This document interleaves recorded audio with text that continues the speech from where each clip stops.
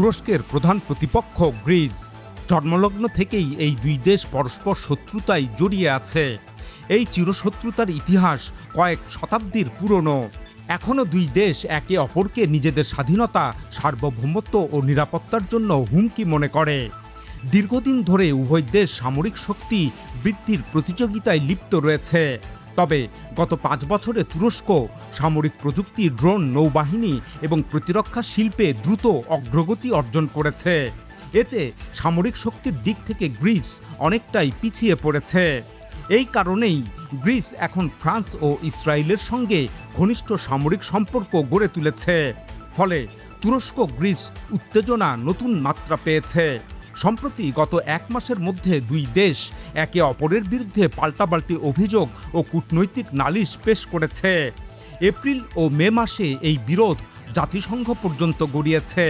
উভয় দেশের পররাষ্ট্র মন্ত্রণালয় ধারাবাহিকভাবে পাল্টাপাল্টি বিবৃতি দিচ্ছে।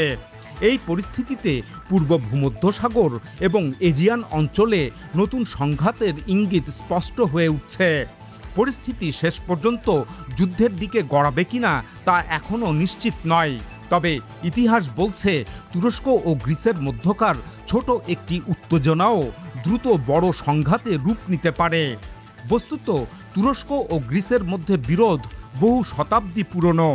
এই দ্বন্দ্বের পেছনে রয়েছে সাম্রাজ্য, ধর্ম, ভূখণ্ড, সমুদ্রসীমা, জাতীয়তাবাদ, জ্বালানি রাজনীতি এবং ন্যাটোর অভ্যন্তরীণ প্রতিদ্বন্দ্বিতা। সাম্প্রতিককালে এজিয়ান সাগর, সাইপ্রাস, ভূমধ্যসাগরের গ্যাস ক্ষেত্র এবং সামুদ্রিক অর্থনৈতিক অঞ্চল নিয়ে গ্রিস ও তুরস্কের এই বিরোধ নতুন মাত্রা পেয়েছে। পূর্বের ইতিহাস হল প্রায় 600 বছর আগে 1453 সালের 29 মে তুর্কি অটোম্যান সুলতান দ্বিতীয় মেহমেদ খ্রিস্টানদের পূর্ব রোমান বা বাইজেন্টাইন সাম্রাজ্যের রাজধানী কনস্ট্যান্টিনোপল দখল করে। কনস্ট্যান্টিনোপল ছিল গ্রিসের শহর। অটোম্যানদের হাতে আসার পর এই শহরটির নাম হয় ইস্তাম্বুল। অটোম্যানদের কনস্ট্যান্টিনোপল জয়ের ঘটনার মাধ্যমে 1000 বছরের শক্তিশালী খ্রিস্টান বাইজেন্টাইন সাম্রাজ্যের পতন ঘটে। গ্রিসের জাতীয় স্মৃতিতে এটি একটি গভীর ঐতিহাসিক ক্ষত হিসাবে রয়ে গেছে। অন্যদিকে তুরস্ক এটিকে ইসলামী ও অটোম্যান বিজয়ের গৌরবময় অধ্যায় হিসাবে দেখে।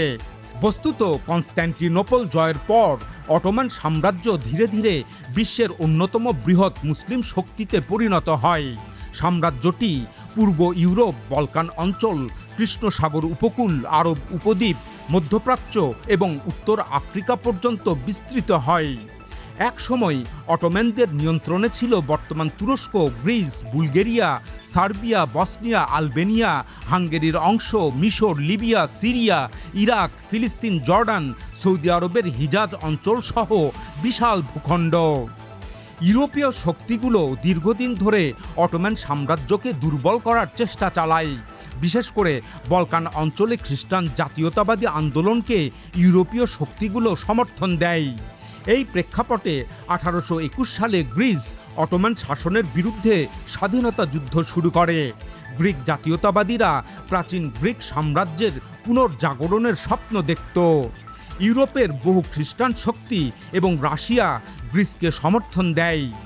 দীর্ঘ রক্তক্ষয়ী যুদ্ধের পর 1830 সালে গ্রিস অটোম্যানদের হাত থেকে স্বাধীন রাষ্ট্র হিসাবে আবির্ভূত হয়। কিন্তু এই স্বাধীনতার পরও গ্রিসের মধ্যে মেগালি আইডিয়া তথা গ্রেটার গ্রিস বা বৃহৎ গ্রিস প্রতিষ্ঠার বাসনা শক্তিশালী হয়ে ওঠে। এই বাসনা অনুযায়ী গ্রিস অটোম্যানদের হাতে থাকা সাবেক কনস্ট্যান্টিনোপল বা বর্তমান ইস্তাম্বুল সহ বহু অঞ্চল পুনর্দখল করতে চায়। আর এখান থেকেই তুরস্ক গ্রিস বৈরিতা আরও গভীর হয়। অতঃপর গ্রিসের সামনে সুযোগ আসে প্রথম বিশ্বযুদ্ধের সময়। প্রথম বিশ্বযুদ্ধে অটোম্যান সাম্রাজ্য জার্মানির পক্ষে অংশ নেয়। যুদ্ধ শেষে 1918 সালে অটোম্যানদের পরাজয় ঘটে এবং সুবিশাল তুর্কি সাম্রাজ্য ভেঙে পড়ে। এ সময় ব্রিটেন, ফ্রান্স, ইতালি ও গ্রিস মূল অটোম্যান ভূখণ্ড বা তুর্কি ভূখণ্ডের আনাতোলিয়া সহ বিস্তীর্ণ অঞ্চল দখলের পরিকল্পনা করে। 1918 সালের মুদ্রস যুদ্ধবিরতির চুক্তির পর তারা কার্যত তুর্কি ভূখণ্ডে প্রবেশ করে। এই অবস্থায় 1919 সালের 19 মে কামাল আতাতুর্ক তুর্কি কৃষ্ণসাগরীয় অঞ্চল সামসুনে পৌঁছে তুর্কিদের জাতীয় প্রতিরোধ আন্দোলন শুরু করেন। এদিকে 1920 সালে সেভরেস চুক্তি স্বাক্ষরিত হয়। এই চুক্তি অনুযায়ী অটোমান সাম্রাজ্য পুরোপুরি ভেঙে দেওয়া হয়, আর গ্রিস মূল তুর্কি ভূখণ্ডের পশ্চিম আনাতোলিয়া ও ইজমির অঞ্চল দখল করে নিজেদের নিয়ন্ত্রণ প্রতিষ্ঠা করে। অন্যদিকে তুর্কি স্বাধীনতাকামীরা সেভরেস চুক্তিকে অপমানজনক চুক্তি হিসাবে প্রত্যাখ্যান করে। এরপর কামাল আতাতুর্কের নেতৃত্বে স্বাধীনতা যুদ্ধ শুরু হয়। তুর্কিরা স্বাধীন রাষ্ট্র প্রতিষ্ঠার লক্ষ্যে গ্রিস এবং সকল বিদেশি দখলদারিত্বের বিরুদ্ধে সশস্ত্র লড়াই শুরু করে।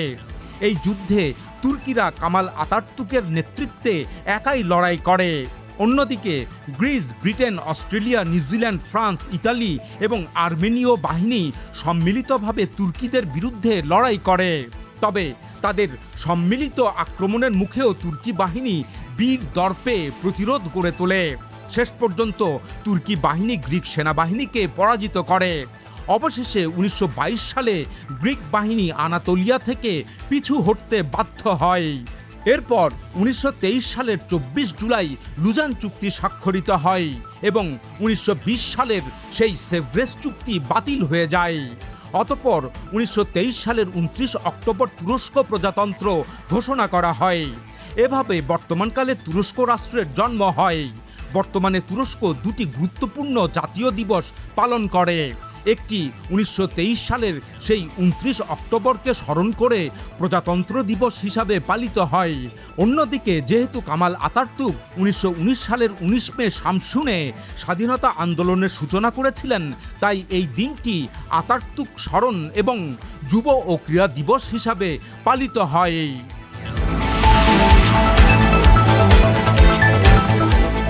বস্তুত স্বাধীনতা লাভের পরও তুরস্ক গ্রিস থেকে কখনোই পুরোপুরি স্বস্তি ও নিরাপদে থাকতে পারেনি। এর কারণ গ্রিস এখনও তুরস্কের ভূমি দখলে নিয়ে বৃহৎ গ্রিক রাষ্ট্র প্রতিষ্ঠার স্বপ্ন দেখে। গ্রিসের সুবিধা হলো এজিয়ান সাগরে তুরস্কের উপকূলের খুব কাছাকাছি তার অনেক দ্বীপ রয়েছে। সেগুলোর মধ্যে কিছু দ্বীপ তুরস্কের উপকূল থেকে মাত্র 2 থেকে 3 কিলোমিটার দূরে, যেমন লেসবস, কিওস, সামোস, কোস এবং রোডস দ্বীপ। এসব দ্বীপ একসময় অটোমান শাসনের অধীনে ছিল। পরে বিভিন্ন যুদ্ধ ও চুক্তির মাধ্যমে সেগুলো গ্রিসের নিয়ন্ত্রণে চলে যায়। বিশেষ করে 1913 সালের বলকান যুদ্ধ পরবর্তী চুক্তি, 1923 সালের লুজান চুক্তি এবং 1947 সালের প্যারিস শান্তি চুক্তির মাধ্যমে গ্রিস এসব দ্বীপের নিয়ন্ত্রণ পায়। উল্লেখ্য যে আন্তর্জাতিক সমুদ্র আইন অনুযায়ী সাধারণত একটি দেশের উপকূল থেকে 22 কিলোমিটার পর্যন্ত অঞ্চলকে সে দেশের নিজস্ব সামুদ্রিক আঞ্চলিক সমুদ্র সীমা ধরা হয়। এর বাইরেও 44 কিলোমিটার পর্যন্ত নিজের নিয়ন্ত্রিত অঞ্চল এবং 371 কিলোমিটার পর্যন্ত নিজের অর্থনৈতিক অঞ্চল দাবি করা যায়। এই আন্তর্জাতিক আইন অনুযায়ী তুরস্কের উপকূল থেকে মাত্র 2-3 কিলোমিটার দূরের গ্রিক দ্বীপগুলো তুরস্কের সীমানায় পড়ার কথা ছিল, কিন্তু বিভিন্ন চুক্তির মাধ্যমে এগুলো গ্রিসের মালিকানায় চলে যায়। আর গ্রিস তুরস্কের উপকূল থেকে মাত্র 2-3 কিলোমিটারের মধ্যে অবস্থিত দ্বীপগুলো থেকে তার সমুদ্র সীমানা টেনেছে। এর ফলে এখন তুরস্ক কিভাবে তার উপকূল থেকে সমুদ্র সীমা টানবে সেই জটিলতা দেখা দিয়েছে। গ্রিস দ্বীপগুলো থেকে তার সমুদ্র সীমারেখা টানাই তুরস্কের জন্য এজিয়ান সাগর ও ভূমধ্য সাগরে চলাচল ও অর্থনৈতিক অঞ্চল প্রতিষ্ঠা করে সমুদ্র সম্পদ আহরণ গ্রিসের অনুমতি ছাড়া সম্ভব নয়। তাই তুরস্ক এই অবস্থার পরিবর্তন করতে নতুন সমুদ্র সীমা অঙ্কন করতে চাইছে। এ নিয়ে তুরস্ক ও গ্রিসের মধ্যে চরম উত্তেজনা তৈরি হয়েছে। বস্তুত এজিয়ান সাগরে গ্রিসের ছোট ছোট অনেক দ্বীপ তুরস্কের উপকূলের খুব কাছাকাছি অবস্থান করাই এই বিরোধ তৈরি হয়েছে। গ্রিস বলছে দখলে থাকা প্রত্যেকটি দ্বীপ থেকেই তার পূর্ণ সমুদ্র সীমা ও অর্থনৈতিক অঞ্চল দাবি করার অধিকার আছে। অন্যদিকে তুরস্ক বলছে এভাবে ছোট ছোট প্রত্যেকটি দ্বীপের মাধ্যমে বিশাল সমুদ্র সীমা দাবি করা অন্যায্য এবং এতে তুরস্ক কার্যত নিজ উপকূলেই বন্দী হয়ে পড়বে এবং সমুদ্রে স্বাধীনভাবে চলাচল করতে পারবে না। উল্লেখ্য যে গ্রিস বেশ কিছু দ্বীপকে সামরিকীকরণ করেছে। যদিও বিভিন্ন চুক্তি অনুযায়ী সেসব দ্বীপ অসামরিক অঞ্চল হিসাবে থাকার কথা ছিল। এ নিয়ে তুরস্ক গ্রিসের বিরুদ্ধে তীব্র অভিযোগ ও কঠোর অবস্থান নিয়েছে। এর প্রতিক্রিয়ায় গ্রিস অজুহাত হিসাবে বলছে যে তুরস্কের সামরিক শক্তির বৃদ্ধির কারণেই তারা তাদের প্রতিরক্ষা জোরদার করেছে।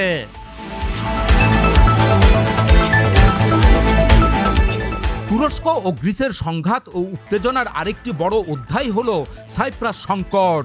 দীর্ঘ কয়েক শতাব্দী ধরে ভূমধ্যসাগরীয় সাইপ্রাস দ্বীপে গ্রিক ও তুর্কি এই দুই সম্প্রদায়ের মানুষ শান্তিপূর্ণভাবে বসবাস করত।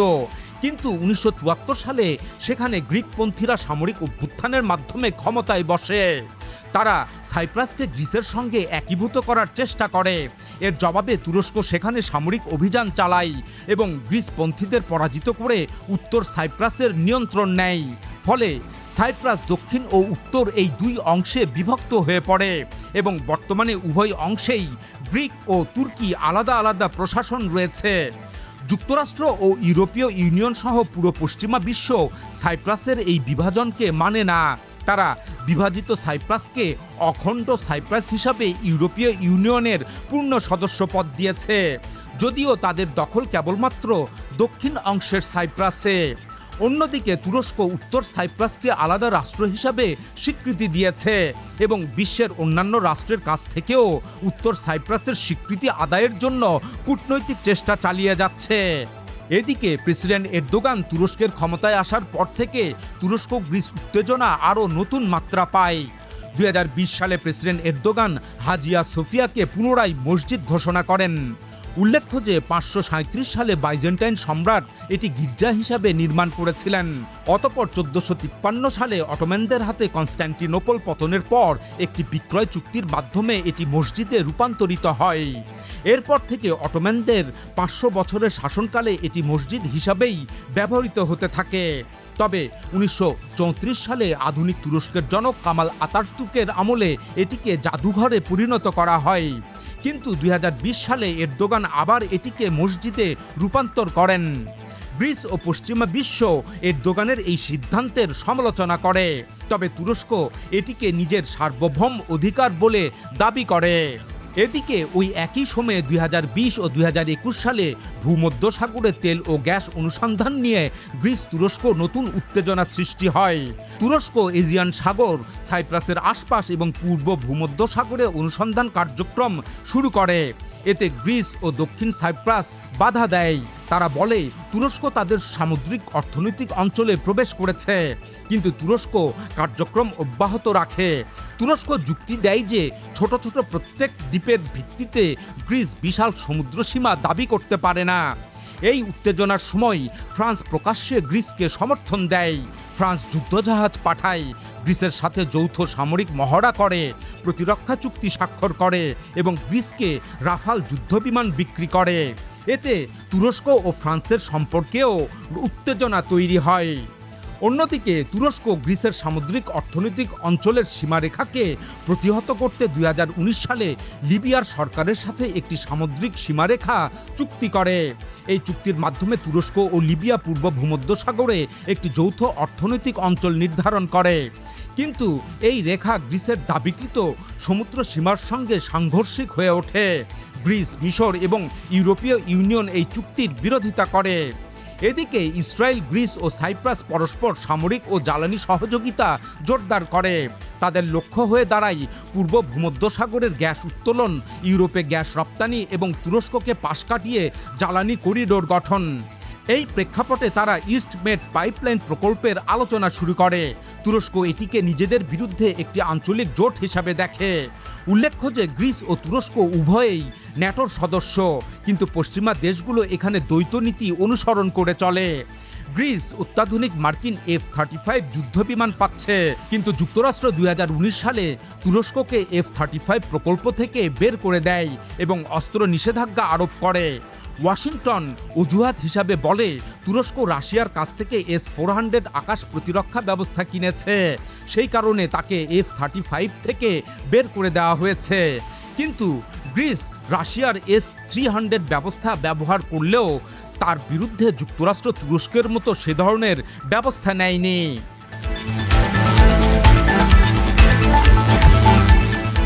গ্রিস তুরস্ক এসব উত্তেজনার মধ্যেই গত ১৯ মে নতুন করে উত্তেজনা ছড়িয়ে পড়েছে। গ্রিস প্রতিবছর তথাকথিত পন্টাস গণহত্যা স্মরণ দিবস পালন করে। গ্রিস দাবি করে অটোমান সাম্রাজ্যের শেষ সময়ে কৃষ্ণ সাগর উপকূলীয় অঞ্চলের পন্টিক গ্রিকদের বিরুদ্ধে গণহত্যা চালানো হয়েছিল, কিন্তু তুরস্ক এই অভিযোগ দৃঢ়ভাবে প্রত্যাখ্যান করে। আঙ্কারা বলে এসব অভিযোগের কোনো আন্তর্জাতিক আইনি ভিত্তি নেই এবং গ্রিস রাজনৈতিক উদ্দেশ্যে ইতিহাসকে ব্যবহার করছে। তুরস্কের পররাষ্ট্র মন্ত্রণালয় অভিযোগ করে গ্রিস বরং নিজেদের অতীত যুদ্ধাপরাধ আড়াল করতেই ইতিহাস বিকৃতি করছে। তুরস্ক গ্রিসকে স্মরণ করিয়ে দেয় যে প্রথম বিশ্বযুদ্ধ শেষে গ্রিক বাহিনী আনাতোলিয়ায় প্রবেশের পর বহু তুর্কি মুসলমান নিহত হয়েছিল। এই ইস্যু নিয়ে বর্তমানে দুই দেশের মধ্যে নতুন কূটনৈতিক উত্তেজনা তৈরি হয়েছে। এছাড়া গত এপ্রিলে তুর্কি প্রণালী শব্দকে ঘিরে গ্রিস ও তুরস্কের মধ্যে নতুন বিরোধ শুরু হয়। ২০২৬ সালের এপ্রিল ও মে মাসে বিষয়টি জাতিসংঘ পর্যন্ত গড়ায়। জাতিসংঘ নিরাপত্তা পরিষদের এক বৈঠকে তুরস্কের রাষ্ট্রদূত আহমেদ ইয়েলদিজ বসবরাস ও দার্দানালিস প্রণালীকে একত্রে তুর্কি প্রণালী হিসাবে উল্লেখ করেন। তুরস্ক এভাবে তুর্কি প্রণালী উল্লেখ করায় গ্রিস এর তীব্র প্রতিবাদ করে। গ্রিস দাবি করে ১৯৩৬ সালের মন্ট্রো কনভেনশনে তুর্কি প্রণালী শব্দ নেই, সেখানে আলাদাভাবে দার্দানালিস, মারমারা সাগর ও বসবরাসের নাম লেখা হয়েছে। এর জবাবে তুরস্ক জাতিসংঘে আনুষ্ঠানিক চিঠি পাঠায়। তুরস্কের রাষ্ট্রদূত আহমেদ ইয়েলদিজ বলেন, তুর্কি প্রণালী একটি প্রতিষ্ঠিত আন্তর্জাতিক ভৌগোলিক পরিভাষা। এটি ন্যাটো এবং আন্তর্জাতিক সামুদ্রিক সংস্থা সহ বহু আন্তর্জাতিক নথিতে ব্যবহৃত হয়েছে।